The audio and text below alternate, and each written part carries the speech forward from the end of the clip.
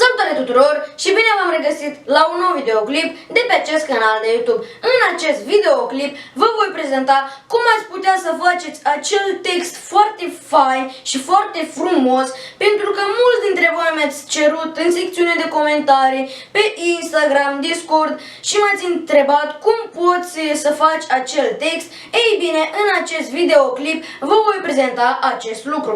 Dar înainte de a începe, v-aș ruga să apăsați pe butonașul de like și de subscribe cu clopoțel pentru a primi toate notificările și să dați un share la prietenii voștri, să le spuneți să se aboneze. Să lăsați și un comentariu în secțiunea de comentarii și haideți să strângem la acest episod peste 100 de like-uri, deoarece am văzut că acest text este dorit de foarte mulți dintre voi și cred că vă voi ajuta foarte mult la desing.